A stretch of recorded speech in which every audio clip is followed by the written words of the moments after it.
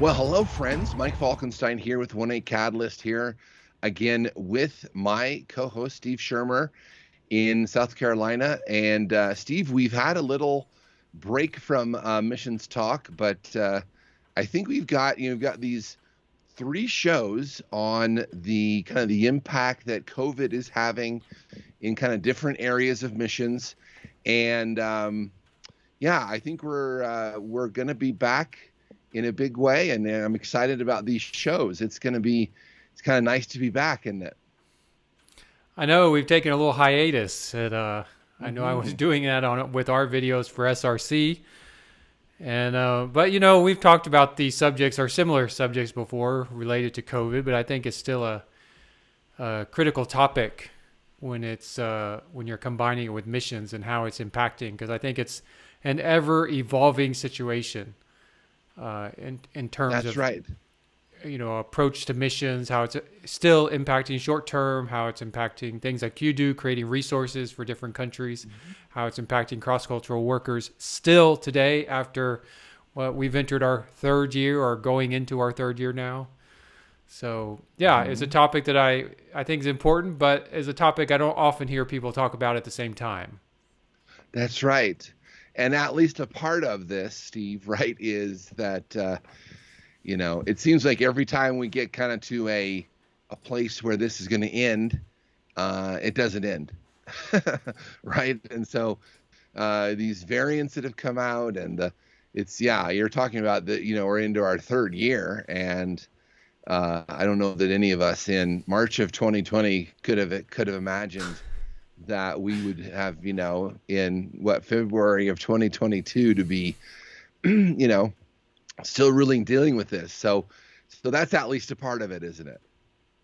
I agree. I stopped planning my trips too far out because, even a month ago, I made a plan for a trip and I've already canceled another one this year. So the second one's already been canceled. Right. You and I talked a lot, year one, get to the summer, things will lighten up. We'll get to the fall. Well, we'll get to spring 2021. Oh, what about spring 2021 or summer 2021? And then we just so on and so forth. And we That's just realized, I don't think we can do things like we were doing before. And I think it's going to be a while before we get to some of that again.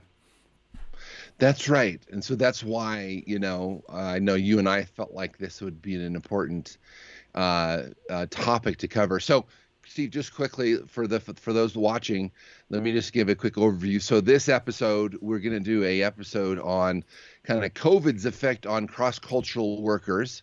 And so this would include, missionaries, living overseas and those that are supporting them. We're going to do an episode on the you'd mentioned. So for people like me, provide resources to the local overseas, kind of that impact. And certainly it's had an impact. And it's interesting, Steve, because, many of us have kind of made a whole ministry out of, living in the West and the U.S. in particular, getting on a plane 4 or 5 times a year and either providing training or resources or bringing teams. And, it's just, my last overseas trip in early December of last year, if that's any indication, just international travel is just going to be very different for a long time. And so that affects people like us that do this kind of thing, right? And then finally, we're going to have an episode on sort of short-term missions and the effects that COVID has had. And I'm actually really interested. It'll be interesting to do that episode, Steve, because some of the things that you mentioned to me in particular about, how people going on short-term mission trips are going to have to there's a whole new formula that they have to go through. Okay, if I get COVID while I'm there, what does that look like? And there's just a whole bunch of, equations that they have to sort of figure out to say, is this really worth it? And, I don't want to be quarantined in a hotel in some other country for 10 days, so it's something to talk about. So today we're going to talk about the impact of COVID on cross-cultural missions. And I know that Steve, both you and I have a lot to say about this. So why don't you start us off and just kind of give us a overview of kind of what you think as you're looking at the landscape of what COVID's effects are on cross-cultural workers. Well, obviously, one effect is just getting in.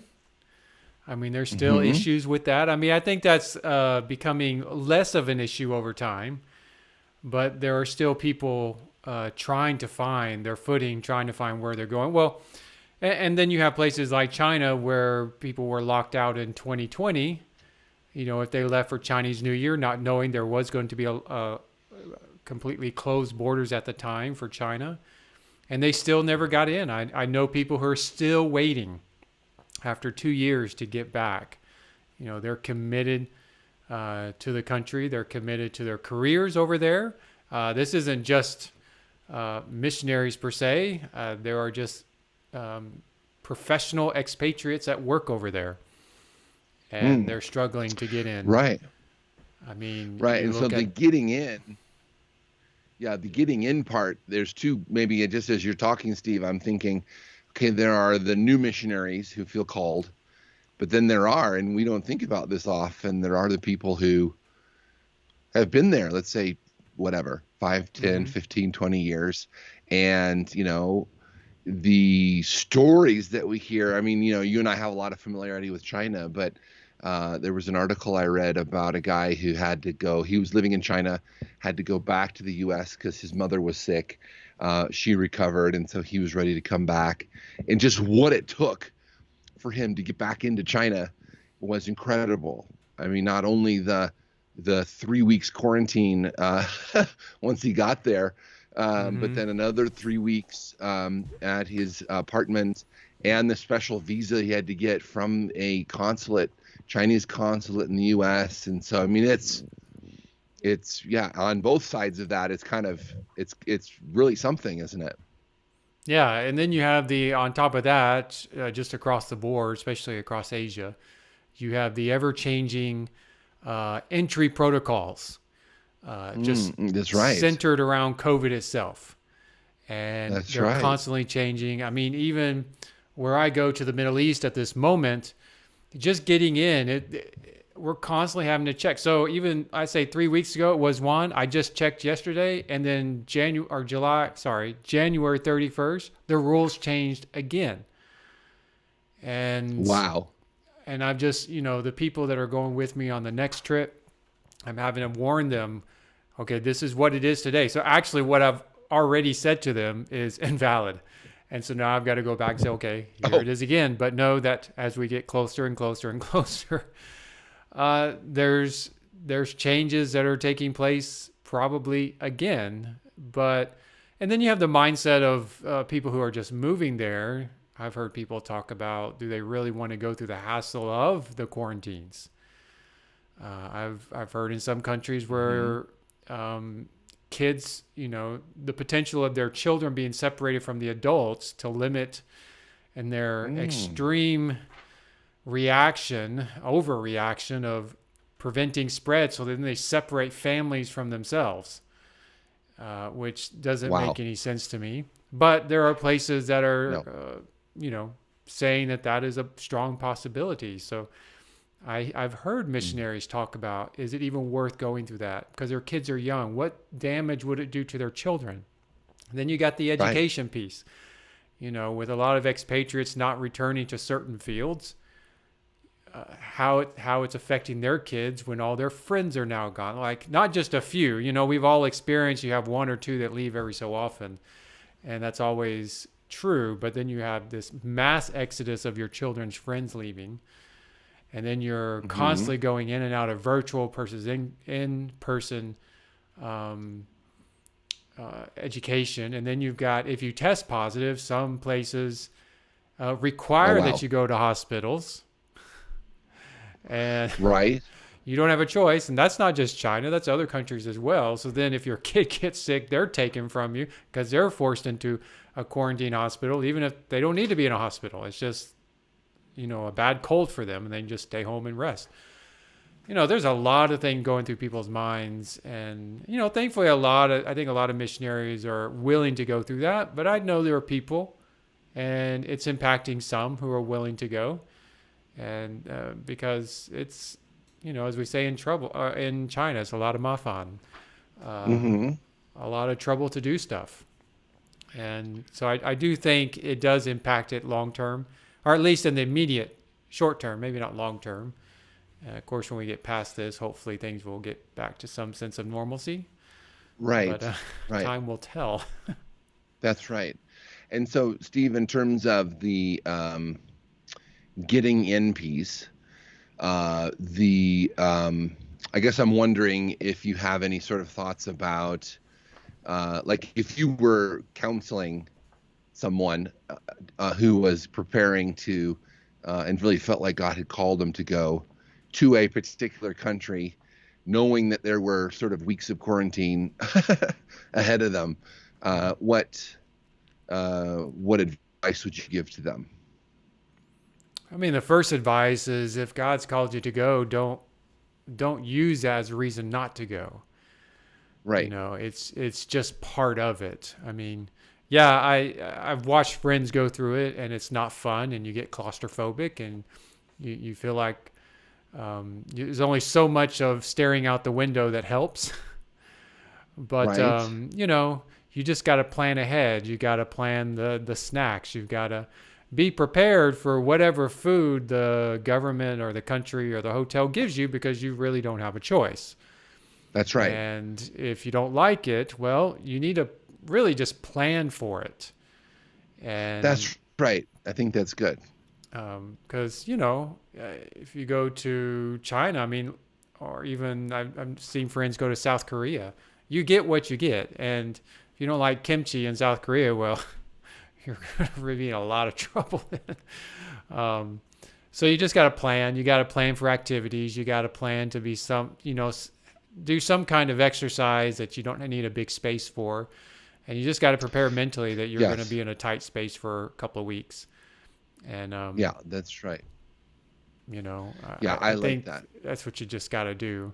I know in one country in the Middle East, if you, uh, if you arrive and you test positive with a non-Omicron variant, then they'll let you quarantine at your home, which is not Oh, that's okay. not too bad. No, it's That's a not bit too more bad. manageable.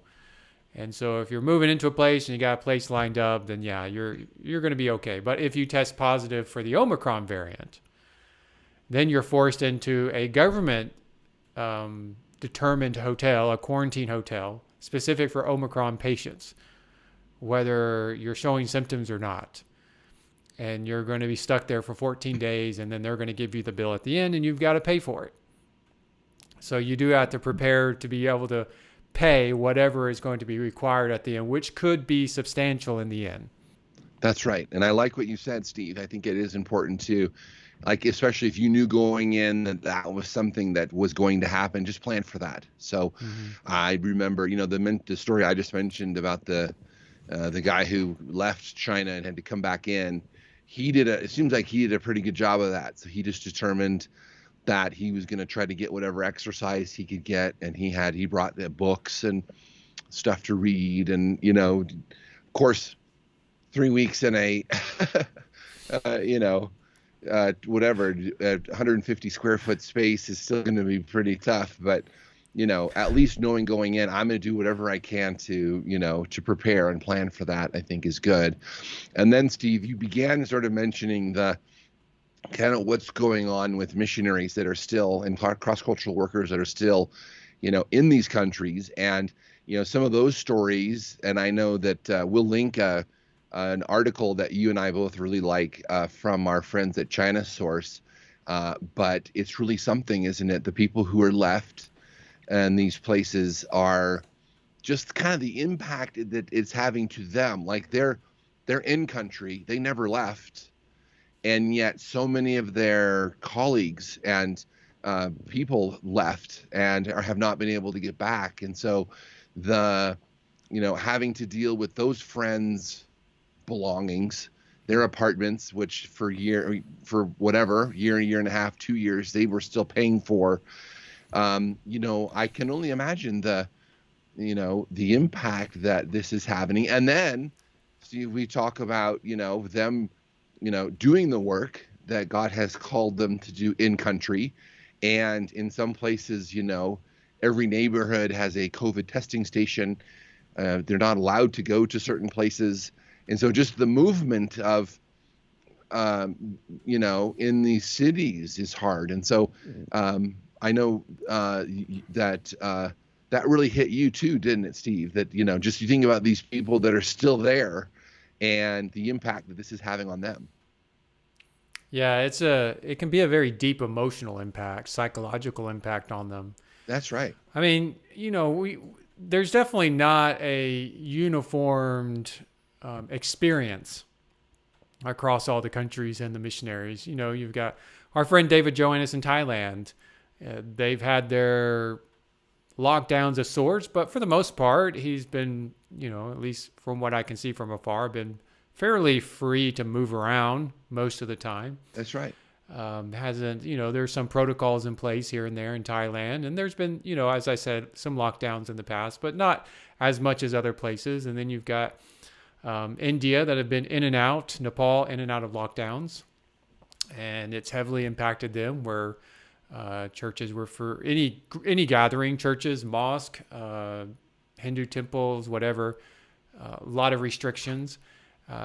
Can not go out. Then you've got some places where, depending on the license plate number or what it starts with or what it ends with, determines if you can drive and be out and about. And then you've got for China. That day. Yeah, and then in the end of the day, you've got China, which is probably the worst case scenario. I would argue that anyone's had to experience, and I would say those who have served in China probably dealt the worst blow emotionally than anyone else I've come across. And just the things you said in the China Source article, I heard stories from friends of one apartment complex had so many workers, foreign workers in the building.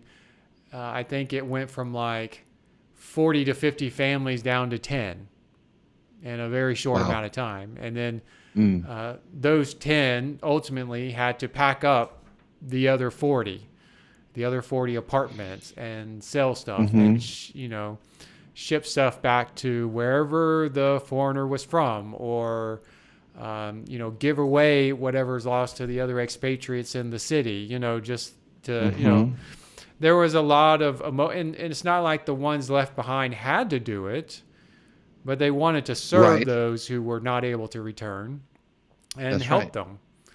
And so they took on the added task of serving their friends that were no longer around. But it was a big task. It was really a giant task. That is a big task. And so there were probably a lot of tears shed, probably a lot of walking down memory lane of conversations with each other for those who are, as in the article, it points out in one location, they refer to themselves as the remnant. And oh, right. Yeah, that's right. Yeah. So I think there was just, you have that, plus you have the added stress of the protocols forced on them. And then it got worse if you were in certain cities at certain times of the year.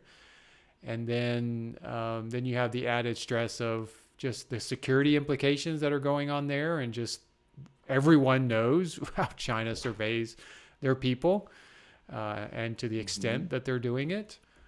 It's a lot of stress on them. And for those who are staying behind, I really think the church needs to lift them up in prayer, that God would strengthen them because they desperately need it. That's definitely, in fact, that's definitely right. And in fact, Steve, as you're talking, I'm thinking, for those that are left, the quote unquote remnant, I have to imagine that there's just all kinds of thoughts going on in their heads, right? Is this really worth it? And God, are you actually continuing to call us, to this? Because it would sure be easier to leave the country than to come back in, right? And you know, to And if to you to leave, the be one question of is, the remnant. can you go back in? Once you Right. make Well, that right. Well, exit, which you eventually have to do, you may not right. Well, return. that's a whole nother issue, right? I mean, these cross-cultural workers have families back in the U.S. and sometimes elderly parents and Mm-hmm. people who, you know, would want them to be there either in their last days or for a major surgery or something like that. And whew, man, you think about counting that cost of it's like, well, you know, in fact, the man that I keep mentioning, you know, his wife and kids were still in China, and so he left, and kind of with this idea that, well, it'd probably be at least they would really have to let me back at some point because my wife and kids are there, Mm-hmm. you know. So, so Steve, as we round the corner on this episode, I guess, you know, what I'm thinking may be useful is you just mentioned prayer, and so I'm wondering, as you're thinking about ways that people can be praying for those that are continuing as cross-cultural workers, what are the particular prayer points that you think about? I highlighted something in the China Source article, Mm, and it's probably the one sentence that probably struck the biggest chord with me. mm, And I won't read the whole sentence, but it ended with, "The remaining expatriates are now overworked and exhausted as they try and maintain ministries once sustained by many, many more hands." mm. And as Wow. I thought about that, and there's more in there than this that I won't read, but as I was thinking about this, I think one thing we need to be praying for is not just that they yes, we need to pray for their emotional health, their psychological health. Mm, That's definite.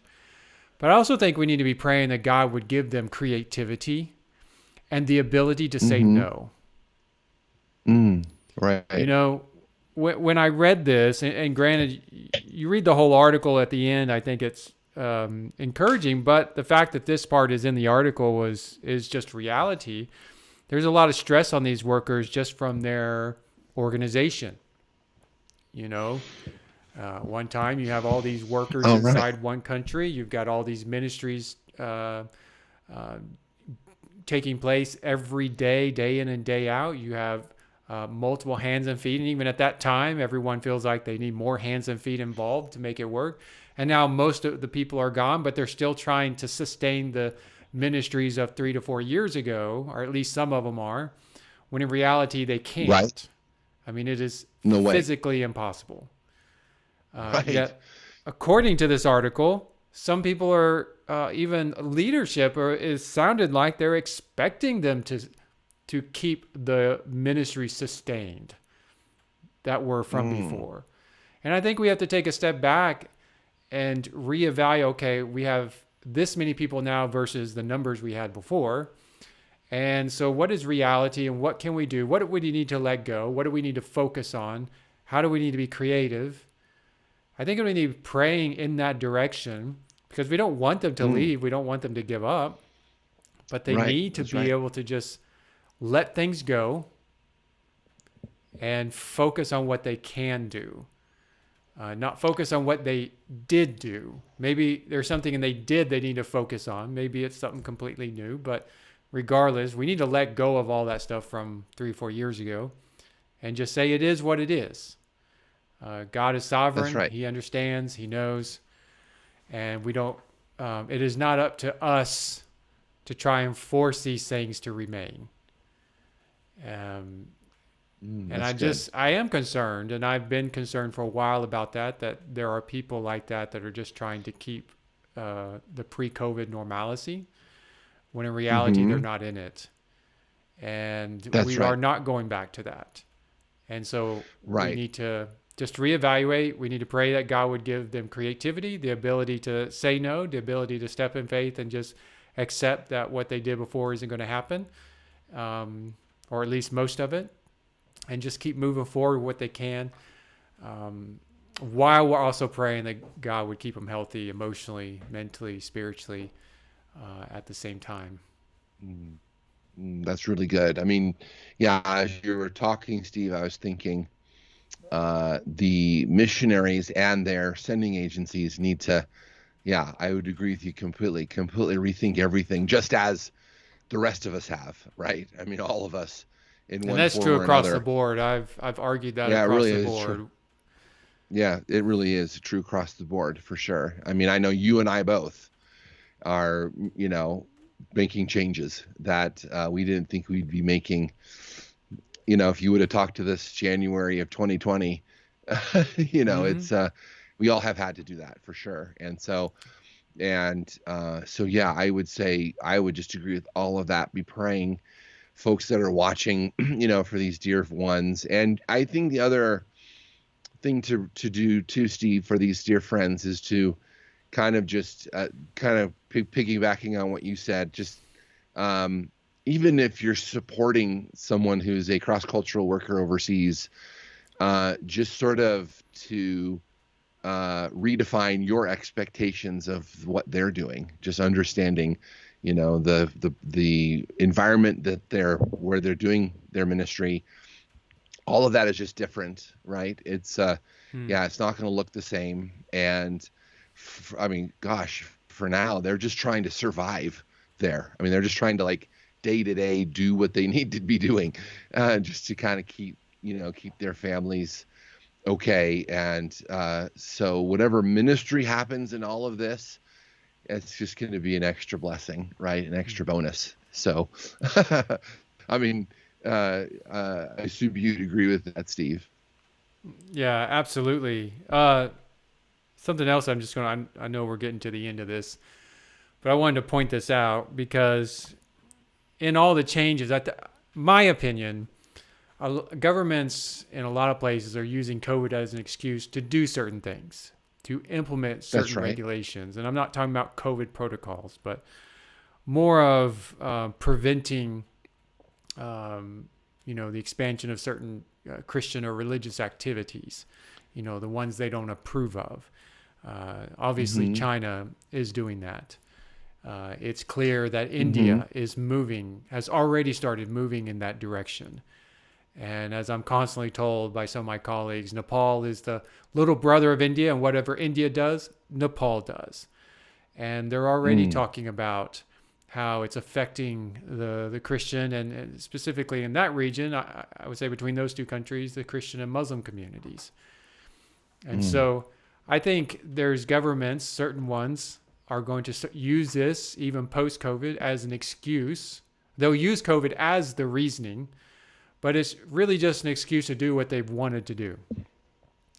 Right. And they're buying, countries are buying. I've always said if a country wants to increase their surveillance technology, who do they go to? China. China. That's where they buy it. And China's exporting it. And I just heard from someone the other day that India is buying it. And they're concerned that the next 3 to 4 years Mm. could be critical, that they'll start seeing Mm. major changes not too far in the distant future, and how it's going to affect Mm. long term workers, short term volunteers, the mission trips, and all those things. Even though India is a different environment than China politically, It they're still is. concerned there's going to be major changes in the next 5 years. Uh, Time will tell, but Mm. I agree that it's coming. We just don't know when, but I think we'll know, and we're starting to see it more and more. And I just think, and that also is going to change. It's going to force us to change our way of thinking, our approaches, Mm. not necessarily our ministry, but maybe how we live out the ministries that we're in. And those who Mm. are willing to adjust are going to survive. Those who refuse and just want to be pre-COVID, whatever the pre-COVID normalcy was for them, I don't know. I think they're going to struggle more and more over time. I hope I'm Mm. wrong, but I do believe that's what's going to transpire.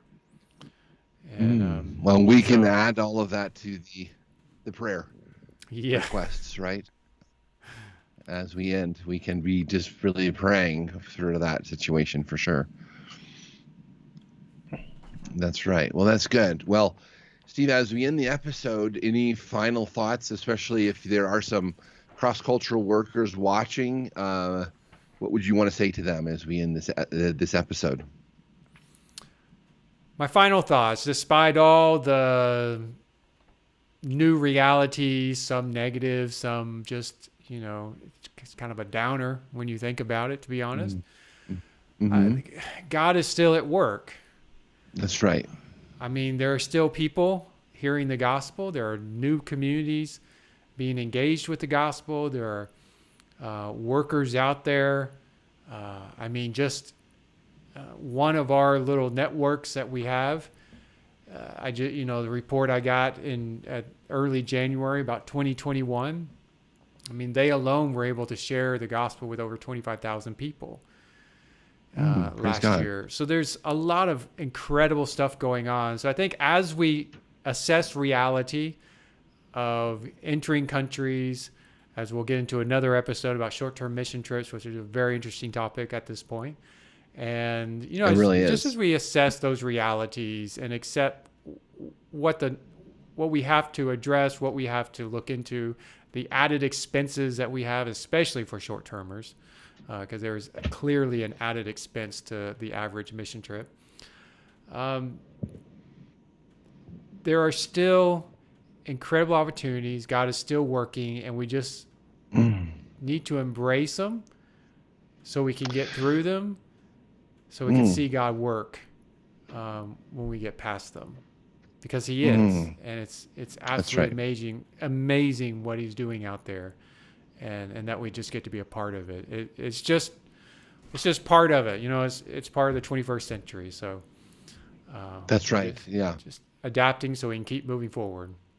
And that's right. As you and I agree, there are people who still need access, and we can't make excuses when something goes wrong, or when we're uncomfortable, or when we're inconvenienced. We've got to get the gospel to them, no matter what we need to go through to get there. We just need to do it collectively as the church. That's right. That's right. And that kind of goes with what I've heard others say about, the Great Commission doesn't end because of COVID, right? I mean, God's still in charge. He still has his plan. And we always have to remind ourselves, none of this has caught him off guard, right? He knew that this was going to happen. And so, yeah, I think for us, that's a key point. And for those cross-cultural workers that may be watching, just know we're praying for you. As brothers and sisters in Christ, we love you, and just pray that, God would accomplish what he wants to accomplish in and through your life. And we're here for you. So, well, Steve, thanks so much. Thank you all for watching this episode. Be praying for those that you might be supporting, or that your church is supporting, who are overseas, and just know they're working and living in an increasingly difficult situation in this period of now almost into the third year of COVID. So be praying. Thank you so much for watching today, and we'll look forward to having you with us on the next episode of Missions Talk.